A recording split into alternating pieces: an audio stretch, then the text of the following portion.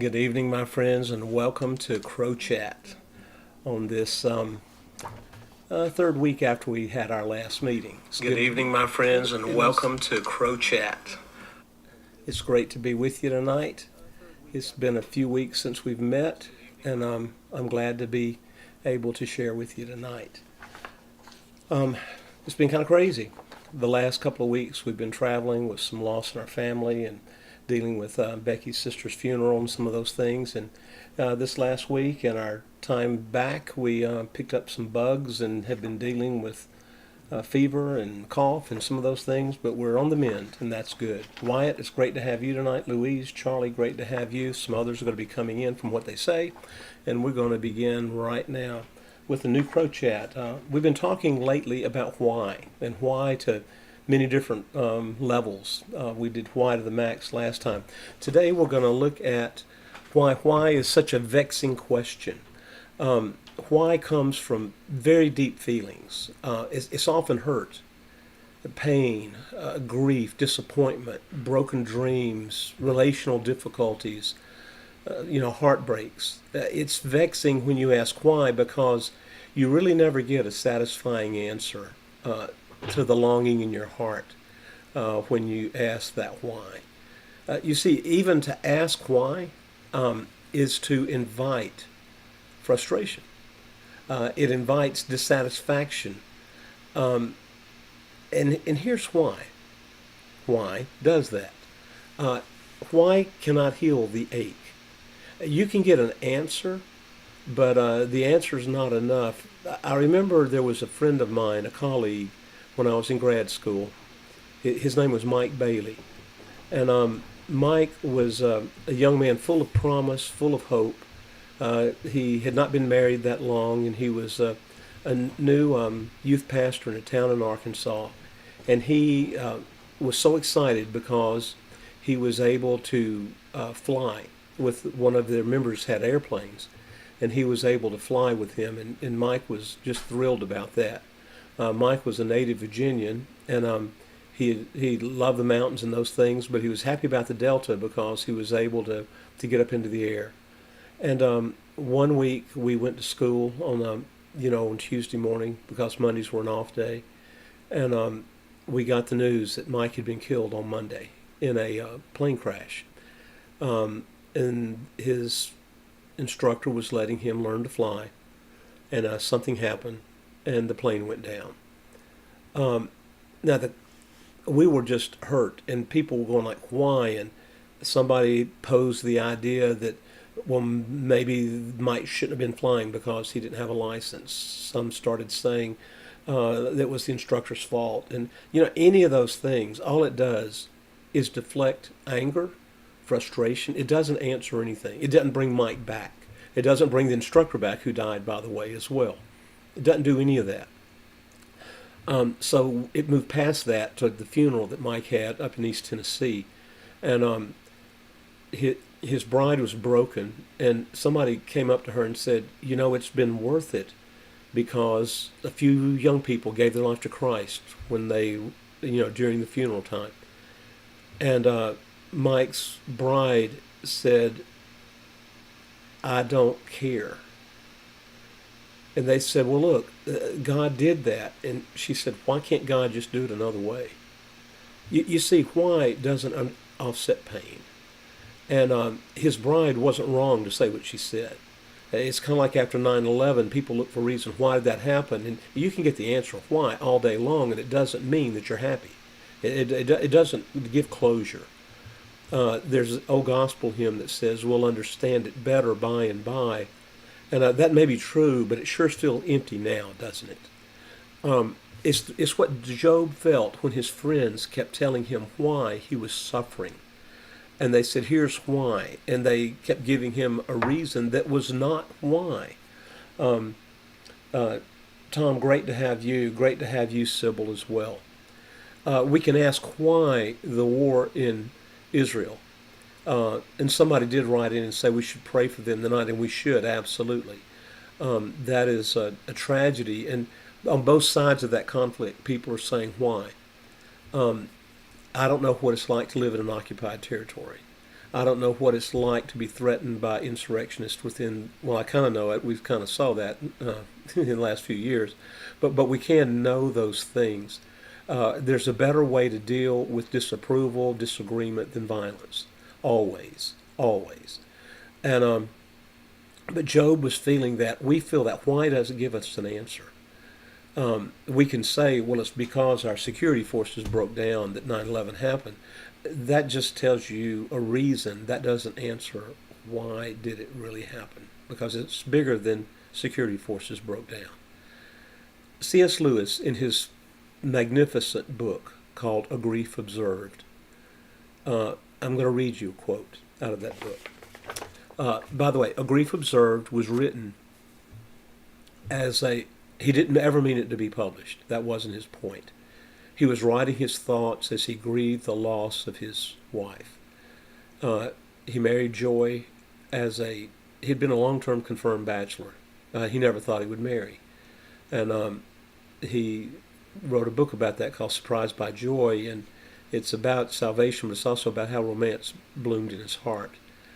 And C.S. Lewis was a teacher of medieval literature in Cambridge, Oxford, and is the author, as you probably well know, of the Chronicles of Narnia, well known for those children's books, which are adult books as well. And he's well known for his book Mere Christianity, which is an apologetic that many people claim to read it, and I don't think they have, because Lewis says things that the people that I hear who love to quote him, they would not agree with some of his positions on that. But in A Grief Observed, he wrote this, and he wasn't writing it to try to explain anything. He was writing his feelings. And he said, meanwhile, where is God? This is one of the most disquieting symptoms to me. When you are happy, you have no sense of needing God. But if you turn to Him with praise, you will be welcomed with open arms, and He's right there. But if you go to Him when your need is desperate, when all other help is vain, what do I find? A door is slammed in your face. A sound of bolting and double bolting on the other side.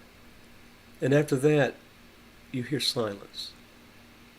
You may as well turn away, because He may be there, but He's not speaking to you. Wow. Now, those words are difficult words about what we feel, but they're genuine. And if you've not felt that, you will one day. And when we fall short in our quest, it's not because we're not finding the right answers. It's because I think we're asking the wrong question. And we're really asking from the wrong perspective as well. Even though that really can't be helped, because that is where we are at the time. A song a friend of mine used to love to sing, and I love the song, was called When Answers Aren't Enough, There's Jesus. And here's what I mean when I say we ask from the wrong perspective. When we're aware of the presence of Jesus, our questions dissipate. They don't really matter. I think that's what Lewis was saying. When I offer you praise and things are happy, it's clear you're there. You know, when we're aware of His presence, our questions go away because we sense Him. We sense the divine being with us. Now, when we're hurting, it doesn't feel like Jesus is near, even though He is very near in our sorrows.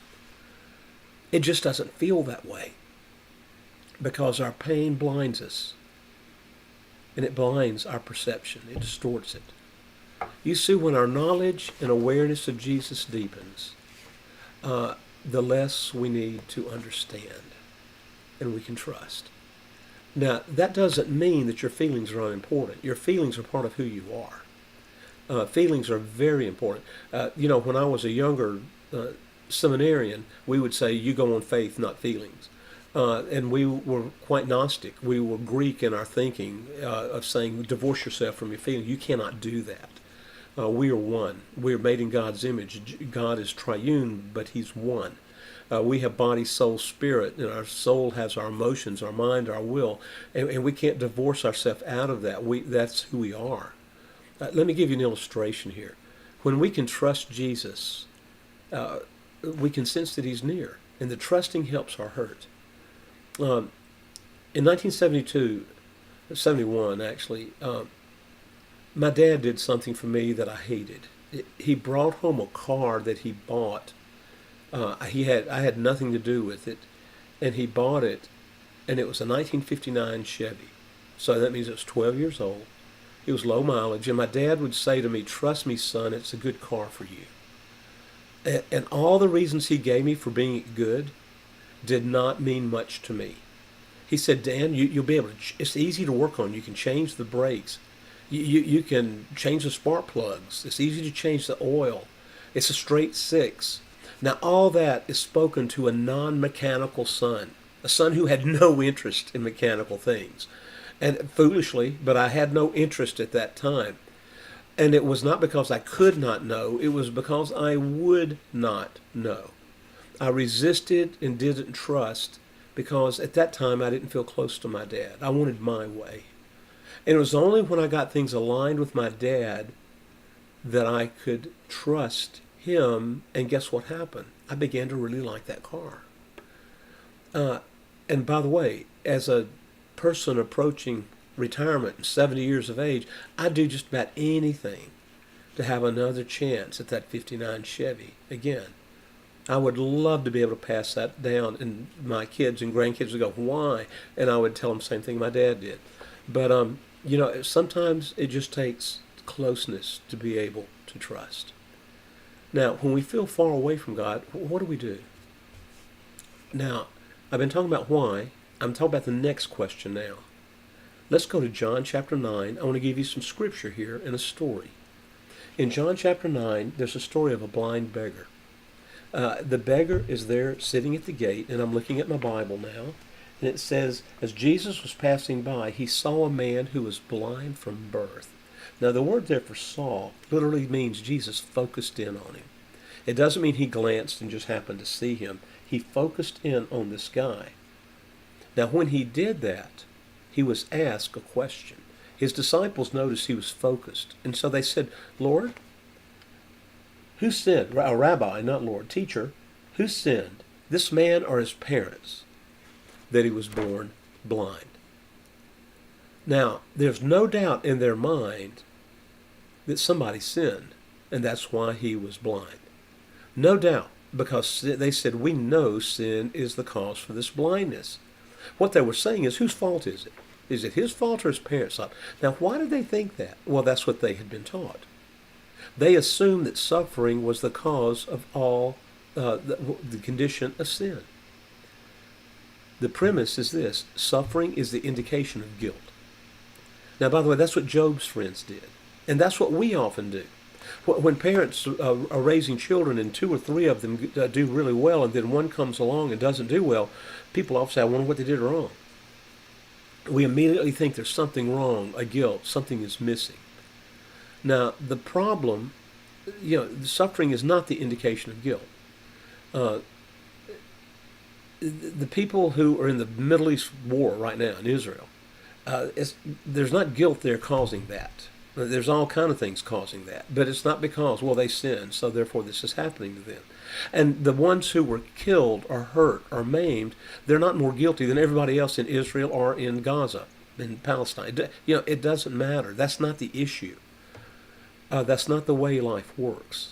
It's not the way God set up. The rain falls on the just and the unjust, on the evil and the good. The premise of Proverbs is that if you live a good life and do what God says, that he will bless you and you'll always be blessed. That's a nice premise, but that's not just the way life works. Sometimes that works, but sometimes the wicked prosper, and we know that. If that's true, that the wicked never prospered, there would be no such thing as the mafia. There'd be no such thing as cartels. There would be no such thing as oligarchs. There just wouldn't be those issues. So the problem is this: it's tragic what the disciples did. They objectified the man and the man's suffering instead of having compassion and care. Now, what Jesus does, they said, "Who sinned, the man or his parents?" And Jesus said, "Neither this man or his parents." He offers another option. I love that. He said, "This came so that God's works might be displayed in him. We must do the works of him who sent me while it is day. Night is coming when no one can work. And as long as I'm in the world, I am the light of the world. Now, what Jesus said was very simple. He reframed the question. Instead of him taking the framing they had for the question, Jesus put another frame around the question. Instead of saying who's to blame, he said it's not binary.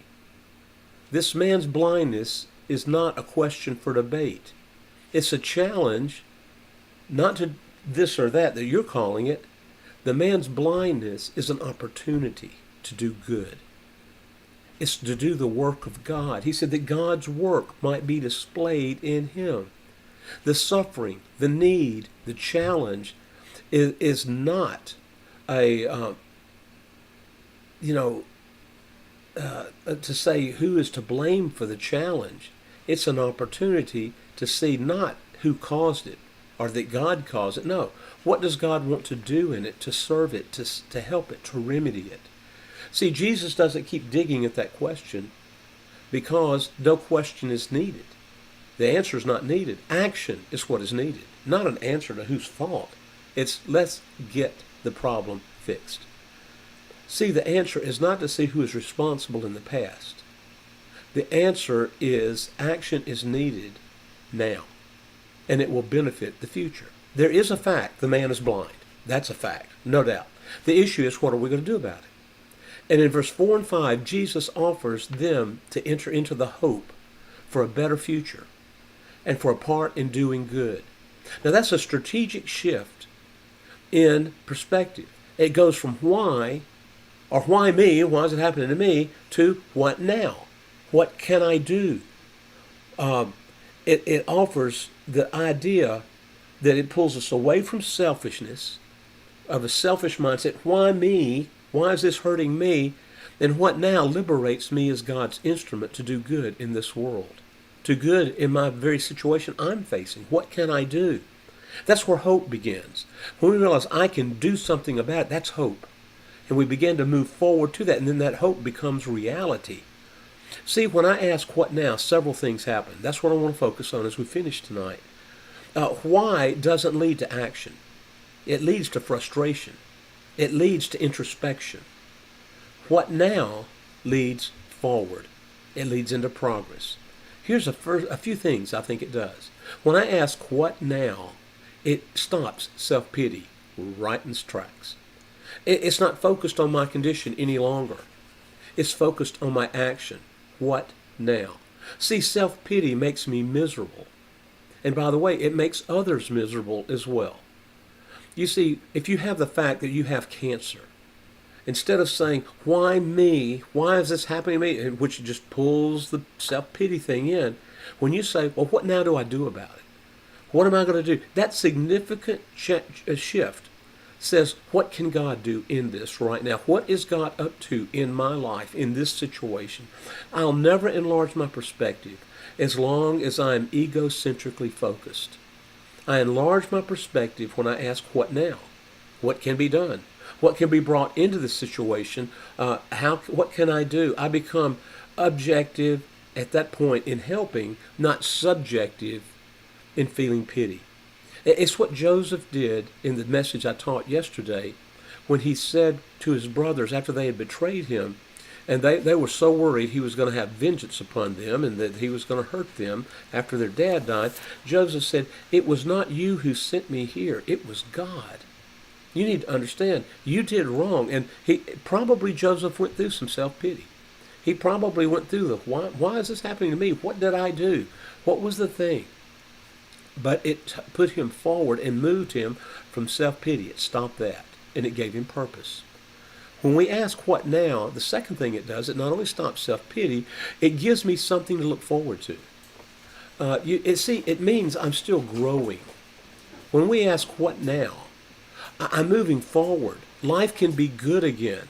Nothing that is more helpless than thinking tomorrow is going to be the same as today. If I thought that were the case, you don't want to live tomorrow. If it's always just the same, there's a movie about that called Groundhog Day. And nobody likes Groundhog Day, meaning you may like the movie because it's a farce, but man, when everything is always the same, you get so bored. Life can be good again. Matter of fact, Psalm 37 describes this experience. And I will turn there and read because this is, I said 37, it's 137. Psalm 137, one of my most unfavorite Psalms. Not the most, but one of them. But it says this. It says, by the waters of Babylon we sat down and wept. Now what this means is they were writing this in exile. They're writing this while they're in Babylon. It says, when we remembered Zion, we wept. Zion is Israel. There we hung our harps on the poplar trees. Our captors there, meaning Babylon, asked us for a song, and our tormentors for rejoicing, saying, sing us one of your songs from your hometown, from your religion. Because they weren't doing that, meaning the Babylonians didn't worship that God. They were tormenting. They said, how can we sing the Lord's song in a strange land? If I forget you, Jerusalem, may my right hand lose its skill to play. If I forget you, may my tongue stick to the roof of my mouth. If I do not remember you, if I do not exalt Jerusalem as my greatest joy. Remember, Lord, what the Edomites did at Jerusalem. They said, destroy it down to the foundations. Daughter Babylon, you are doomed to destruction. Happy is the one who pays you back, and what you have done to us. And then it says this, happy is the one, and this is so brutal. Happy is the one who takes your little ones, your babies, and dashes their skulls upon the rock. Now that's just vindictiveness. That's ugliness. Now they say, how can we sing the Lord's song in a strange land? Now they're full of pity at that point. Now they're going through horror too. I'm not trying to minimize that. But what I'm saying is, until we have something to say, what now do I do? Well, the word was there. Sing the Lord's song. Do you know what? That's what Daniel did. Daniel was in Babylon, and he sang the Lord's song. And he had experiences that were good in Babylon. That's why Jeremiah could say, pray for the cities that are desolate. And it was their own cities that had been exiled from. He says, well, they can be redone again. You can't find your focus if it's on self, saying, why me? You become imprisoned, you become bitter, you become vengeful. So how do we transcend? You sing. You sing the Lord's songs. God, you're good. In Psalm 42, David talks about the psalmist talks about the great depth of soul and pain. And in verse 11, he says something he says 3 times in the psalm. Why am I depressed? Why is this turmoil within me? Put your hope in God. What's next? What now? Put your hope in God. I will praise him. You see, here's the fact. You may be going through a hard time, but we will not always drink the bitter cup. That's an important quote. I don't know who said it, but I like it. We will not always drink the bitter cup. The wine will one day be sweet again. So it gives me something to look forward to. It takes away self-pity, and it's a way of God to save the best for last. You remember in Deuteronomy? Likely not. I was studying, so I thought about it. But in Deuteronomy 8, Moses is recounting, he says, the Lord led us in the wilderness and fed us with manna that our fathers had not known. He did that to humble us and teach us so that at the end he might cause you to prosper. That reminds me of the verse in Jeremiah 29. I know the plans I have for you to give you a future and a hope. Now he wrote that to them while they're in exile. That's what Jeremiah said. That's what Job said in Job 42:5, where Job said, Lord, at first I heard you with the hearing of my ear, but now my eye sees you. You see, it's the way of God to save the best for last. The end of our life, we say we're dying. It's only when we die that we can see him. You see, that's when we're more aware. That's when the veil of flesh is taken away and we can be with the divine. It's hard to navigate this life. And dying is not easy. But when we die, the apostle said to be absent from this body is to be present with the Lord. That doesn't mean we're in heaven. That's not all happened yet. What it does mean is that we are with him. And whatever that means, that Jesus said it this way, you'll be with me in paradise. And that's what it would be for us.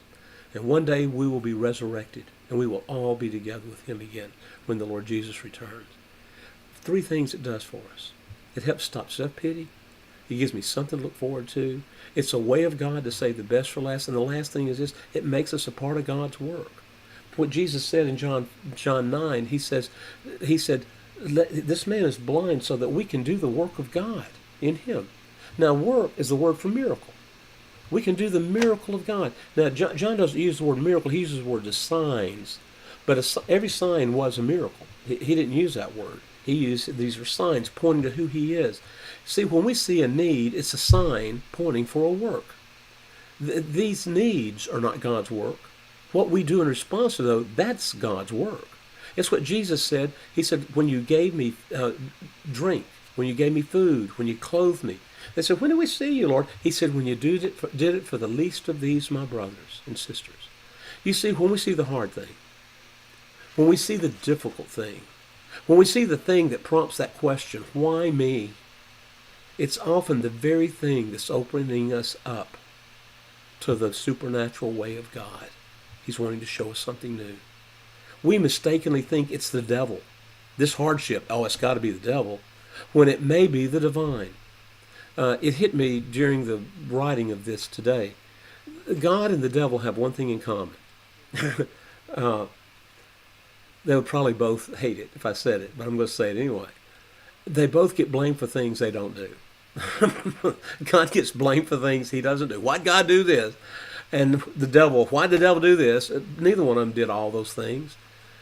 What happens for you and me, we need to see the supernatural in the natural.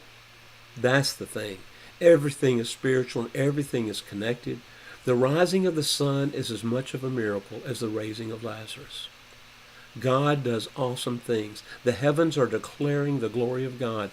The heavens, just seeing the sun and seeing how it breaks through and how it shines, and the beautiful landscapes that get skyscapes get planted with the clouds, painted with the clouds. That's such a beautiful work of creation. It's better than the best sermon that could ever be preached to say there is a God. You see, both of these are the works of the divine. What God does, what God says. The very thing that makes us think that God is not at work is often the very thing that God is doing to show he is at work. Remember in Jesus' ministry, the Pharisees said, this is the devil. You're Beelzebub.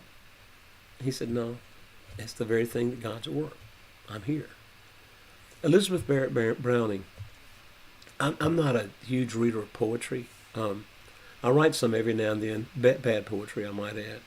But I like to read some, and I love this poem. Elizabeth Barrett Browning said this, earth is crammed with heaven. Earth is crammed with heaven. Every common bush is afire with God. But only he who sees it, who removes his shoes. The rest sit around it and pluck blackberries. I can't believe that's what she said. I think, only the one who sees it removes his shoes.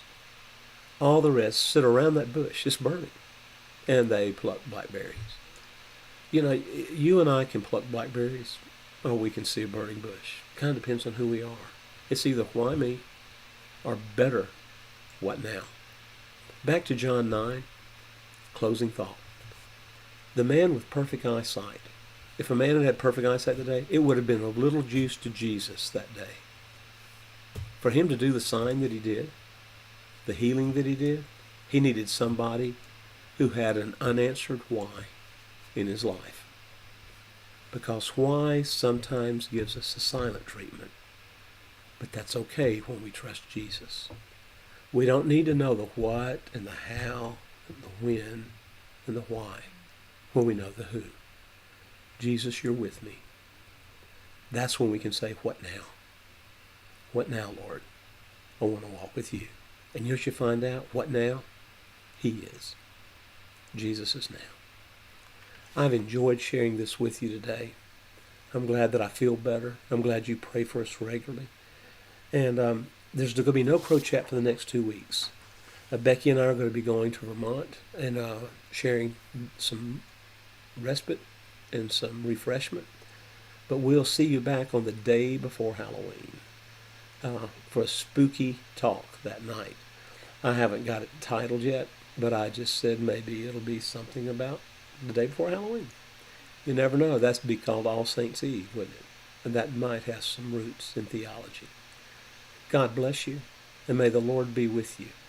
And may we remember that instead of saying, oh, why, God, why? May we say, what now, God? And that's when we can say, God, you're good all the time. And all the time, you're good. God bless you, because God is indeed good.